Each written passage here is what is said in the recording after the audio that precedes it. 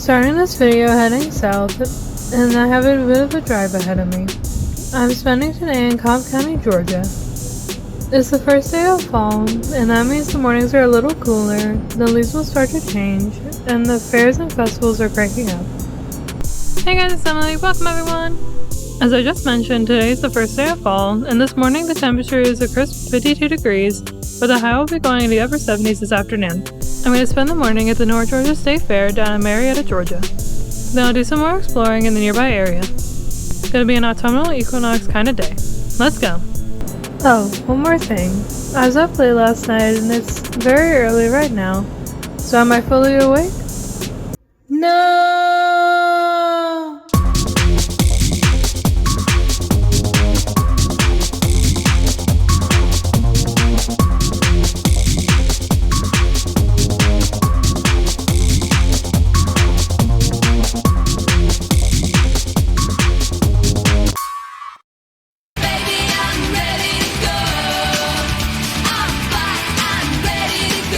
Now at the southern end of Interstate 575, where it merges into Interstate 75. I was gonna go to a fall festival last week, but it rained the whole day. When I saw that they were expecting great weather today, my family and I looked up some possible places to go, and I found out there was a popular fall festival close to Atlanta, in the suburb of Marietta. So we're making the 90-minute drive to the North Georgia State Fair. We got here about 40 minutes before the gates open, so we can get a great parking spot. Parking for the fair costs just $5. Today from 10 a.m. to 11 a.m. admission and rides are free. That's right, free. So the plan is this morning to get here when the gates open at 10 a.m., ride a few rides, then take the skylift and check out the other side of the fairgrounds. About 25 minutes before the gates open, and already a line is forming, and lots of cars are trying to get into the paved lots where we park, as well as the grassy lot. Both lots are $5. You see how close we are to the gate. There's a big sign here, you can't bring any outside food or beverages. We all know how expensive food, fare, and drinks are. Also, they'll search your bags, and you can't re-enter the fairgrounds. It's now 10 a.m. and they finally open the gates. Right away, there's a big bottleneck at the back check, and they're searching purses as well, and people are complaining that purses don't count as bags. They have a lot of shows at this fair, some I've seen at other fairs. They have the sea lion show that I saw at the fair in Dalton, also that amazing pig race I saw at the coming country fair. They also have a petting zoo, a human cannonball, and a master of the chainsaw. I have time during the free hour to ride about 4 rides, maybe 5 if it doesn't get too busy, and then take the skylift to get a good view of the entire fair rides, the food and concession booths, and whatever else they have here. First up at the bumper cars, decorated as New York City taxi cabs. By the way, I switched my primary camera to the GoPro, so I'm hoping that the hyper smooth will take out some of the subtle shakiness in my videos going forward.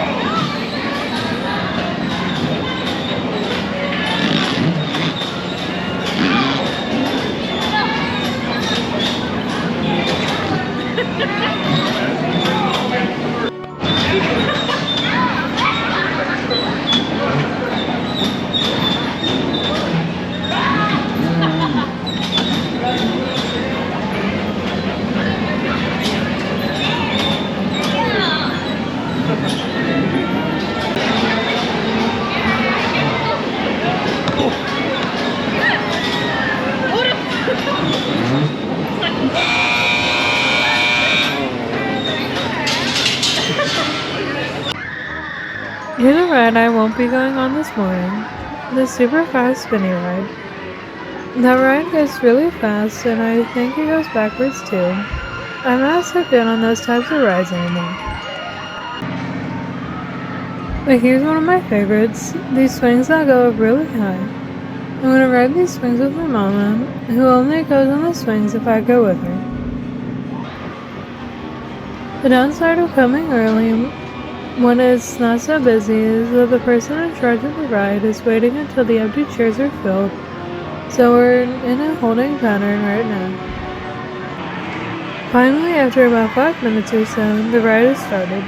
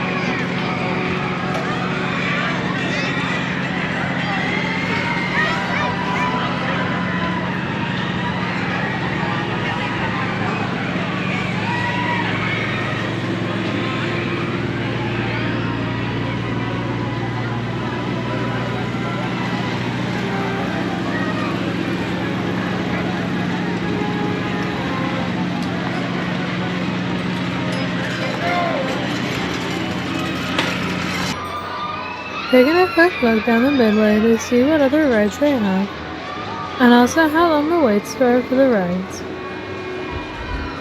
I'm hoping to get on the Ferris wheel and one more ride before getting on the Skylift.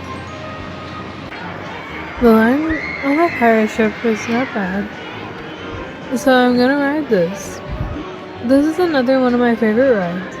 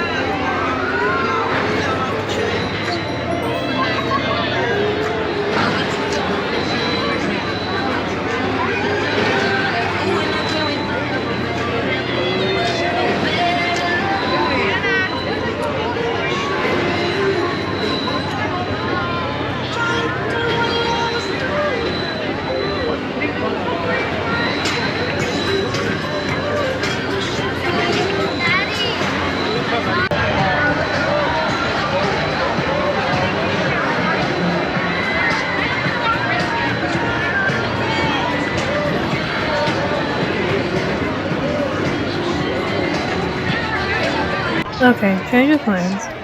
I want to ride this Centipede mini roller coaster thing. The Ferris wheel has a pretty long wait, and I forgot it takes a while to load and unload people. The line for this ride is not too bad.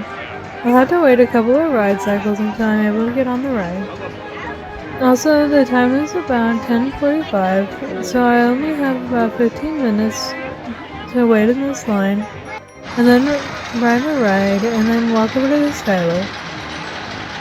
Then it will be 11 a.m. and the rides will be no longer free.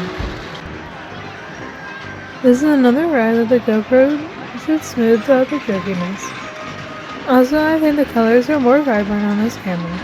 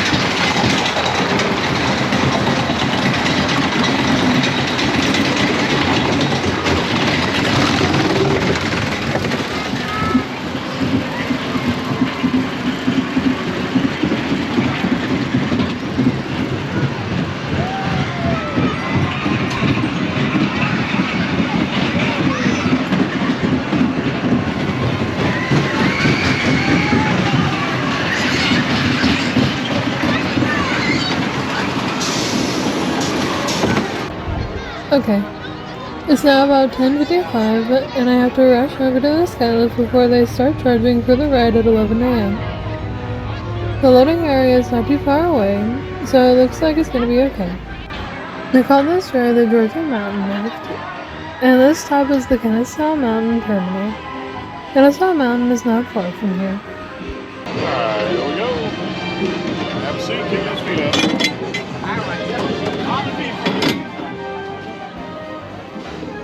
You can see me in the lift chair directly in front. I noticed that there are no signs telling me not to spit from the skylift like they have at the coming fair.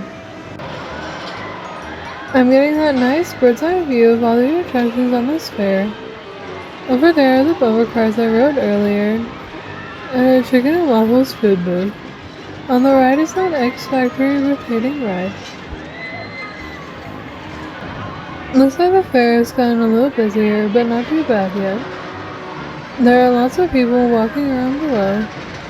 On the left is that pirate ship ride. On the left is the Matterhorn ride, not the fun Disneyland version, but the super spinny version. There's a kid ride in the carnival game down below. To the right is that centipede roller coaster. There are a few more carnival games down below. On the right is a basketball toss game. I guess if you do well, you get a giant stuffed toy. There's a Ferris wheel that I didn't have enough time to ride. The line doesn't look too bad, and it doesn't appear they're filling the seats. There's a diner food booth down there, unfortunately next to the smoking area. On the left is a carousel, and behind it is that ride that goes around in a circle. Another ride I won't do. Here's a slide. I've only ridden a slide once or twice in other fairs, and this one doesn't look as steep. Down here appear to be carnival rides, more geared towards little kids, like the swings, teacups, and spinning cows. To the right is the outdoor arena. I wonder if that's where they have music and other live events. There are a lot of food choices at this fair. Lots of different options, definitely more barbecue booths, pretzel dogs, coffee, and even bacon cinnamon buns. I bet those were so good. Back there is the clown maze attraction with a slide at the end. Then more carnival game booths. The skylift stopped briefly, but it's moving again, right over the cinnamon roll booth. That figures. There are several entrances to the fairgrounds. This is one of them that leads to the south parking area. I can smell the barbecue from up here. I bet the food is delicious. There are definitely lots of food booth options to choose from. There's a lot of the typical carnival food to choose from, but I don't think I've ever seen a booth serving steak and ribs. Over here are fire roasted chimney dogs and Belgian fries. Take a look on the left. That's as close to a legit roller coaster as you'll see. That's not a permanent structure. That looks like it goes pretty fast though, and I think the car spins as well. Now making our descent. This is the Chattahoochee River Terminal. The Chattahoochee River starts north of Helen and flows not too far from here.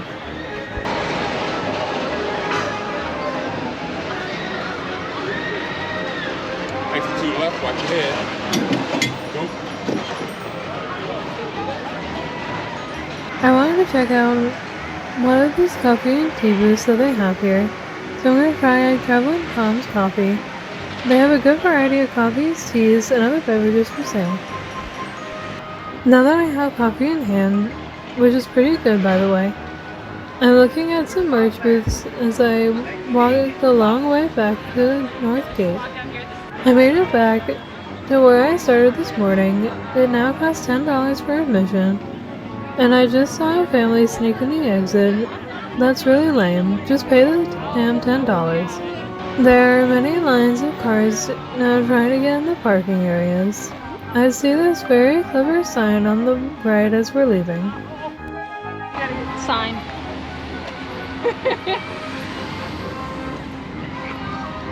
Only in Marietta, folks. So our total cost for 2 hours of the fair. There are 3 of us, and it costs us a grand total of $5, which is the parking fee. I'll see petting zoos and pig races and other fairs later in the fall season. It's really warmed up. I'm now at a place where I'm having a late lunch, and the temperature has warmed up to 76 degrees. Also, I just need 3 miles to reach 90,000 on our vehicle. I'll be eating at Williamson Brothers BBQ. This location opened in 1990 after Larry and Danny Williamson traveled across the southeast and almost by accident found this building to open their restaurant. Here's a handy display that shows where the various cuts of meat come from, such as the sirloin, brisket, tenderloin, and ribs. There's a section called plate. Does that mean there's something called a plate steak? There's another display with the cuts of chicken, which shows where the neck, breast, drumsticks, wings, and thighs are located. Alright, let's head on inside. Here's a menu showing all the starters and a la carte items. Looks like they have wings, potato skins, a basket of rib tips, corn fritters, fried dill pickles, stuffed jalapenos, chicken tenders, and hickory fries. On this page are the platters, which come with 2 side items. They have every combination of ribs, chicken, salmon, catfish, steaks, sausage, and quesadillas you can think of. They have a big selection of sandwiches, such as brisket, barbecue rib, barbecue pork or chicken, burgers, chicken, catfish, and even sloppy joes. They also have a Philly cheesesteak. There's so much to choose from, so what we'll do is get a few different items to share. And here's what we got. I ordered this combination plate, which has barbecue chicken, pulled pork, chopped brisket, 2 large ribs, with sides of macaroni and cheese and green beans. My mama got a plate of sliced beef brisket. Hopefully it's as tender as the brisket we've eaten in places in Texas. She also got onion rings and baked beans.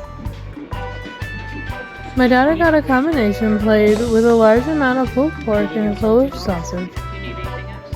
He also got a side of green beans and some potato salad. All this looks really good. I can't wait to try all this. Overall, the chicken, pulled pork, and chopped brisket were really good. The sliced brisket was very tender and the sausage was tasty. Nothing was spicy, and there was a hint of sweetness in their sauce. The sides were fine. I think they were a little better than the sides I had at the barbecue restaurants around Austin, Texas. But the one very surprising negative were the ribs. They were a little tough and dry. But this is a really good restaurant, so if your travels take you to Marietta, I definitely recommend Williamson Brothers. On that same road, but on the other side on I-75, is this famous landmark known as the Big Chicken. The structure is so popular, people give directions to various points in Marietta by referencing the Big Chicken. The structure was constructed in 1963 as part of the restaurant Johnny Ribs, Chick, Chuck, and Shake, not long after the adjacent Cobb Parkway was completed. This was designed by Georgia Tech architecture student Hubert Puckett. This giant fowl was heavily damaged in a storm in 1993 and had to be rebuilt. In 2017, the restaurant and the chicken structure were renovated and added a small gift shop inside the store. If you want to visit the Big Chicken, it's at the corner of Roswell Road and Cobb Parkway, which is US 41. If you're in the Toll Express lanes on I-75, there's a special exit to Roswell Road. Otherwise, you have to exit at one of the Marietta Loop exit ramps. As for me, I've continued west on Roswell Road to Marietta Square. I've never been here, so while I'm in the area, I wanted to pay a quick visit. This is the Earl and Rachel Smith Strand Theater, an Art Deco-style edifice built in 1935 as a movie theater.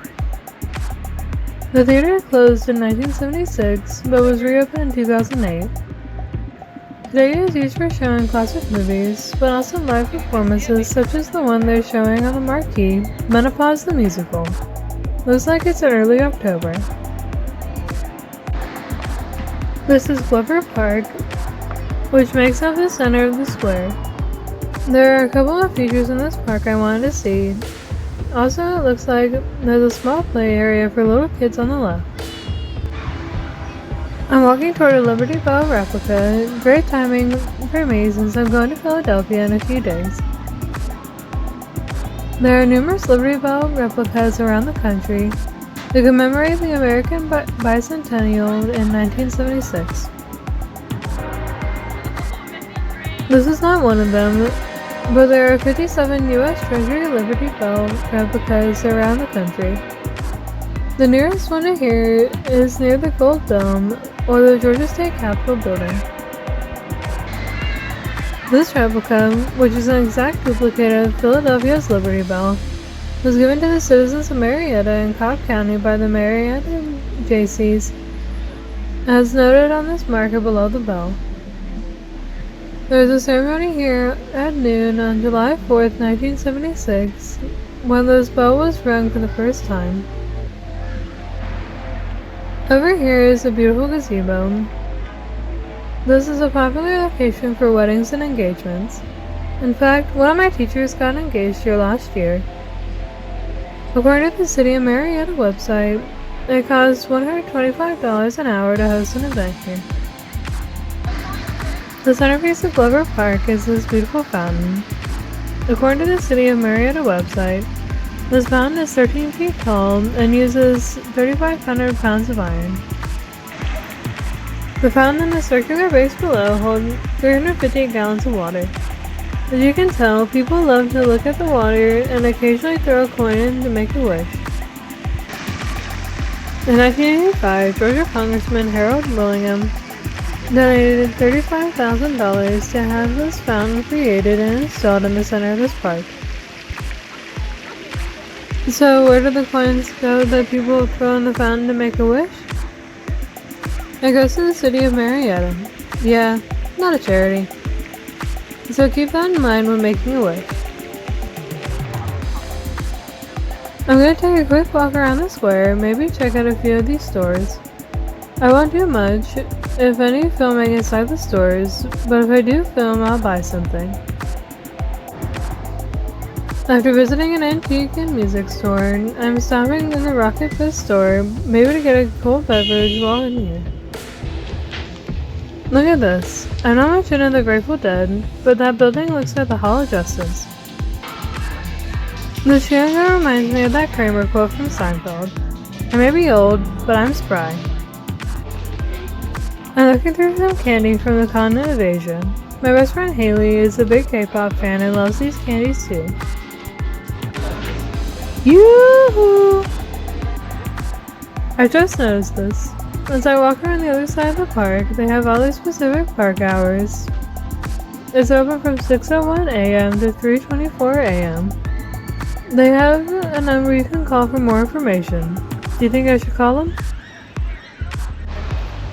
This would have been a nice day to have an outdoor function like a farmer's market or an art in the park sort of thing. But the restaurants are busy. I've seen lots of outdoor dining this afternoon. I noticed all these handprints molded into the granite down here. This is the Teacher Walk of Honor, dedicated in 1989. This is to commemorate the role of the teaching profession in ensuring that every student has a chance to receive a quality education. Look at this on the left, this large Venus flytrap sculpture, and behind it, this evil-looking purple dragon wearing a red cape. Check out these awesome painted murals. Are these chalk paintings? This marker says they're from the Marietta Square Museum of Art's Oktoberfest from last year. And look at the end, this incredible painting. This is Namor, the villain from Marvel Studios' Black Panther Wakanda Forever, played by Truist. What an awesome painting. I just about completed the loop around the square, and I'm back at the Strand Theater. This downtown is really nice. Looks like right now they're performing something called New Wave ATL. I'm not sure what that is. Menopause the Musical is playing here on October 3rd through the 8th. It says Men Love It Too. My mom is checking out all the upcoming shows that they have at the theater in October. I wouldn't mind going inside and taking a look. Check out the curtains of the ticket booth. I'm now near the interchange called the Cloud Cloverleaf, where Interstate 75 and 285 meet northwest of Atlanta. It's a big mess no matter what time of day, weekdays or weekends. The problem is to go from 285 to 75 north, you have to make a sharp left turn so that slows down all the traffic. And about 5 years ago, they added a baseball stadium here. In addition to that baseball stadium, it included a large brick roof play development called the Battery. Since then, this area has built up more, and now it's almost like the area is its own mature city within a city. Here's an electric vehicle called the Hopper, which moves from one end of the bridge to another. I gotta be honest, I don't understand the need for this. Now walking through just a part of the Battery. This area is really nice, lots of shops and plenty of restaurants. I'm heading toward Truist Park, which is where the Atlanta Braves baseball team has played since 2017. It's not a game day, and still people are here just to walk around, go to one of these restaurants, and enjoy the atmosphere here. I'm not a baseball fan, but I have to admit the Battery is really awesome.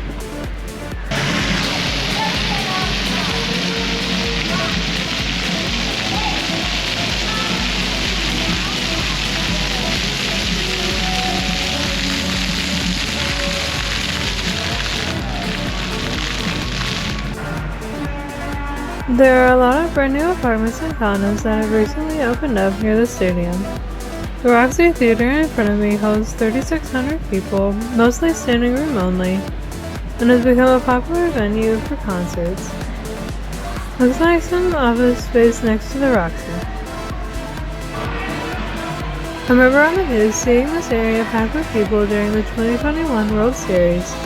It was so packed with people that many of them didn't even see the game inside Truist Park.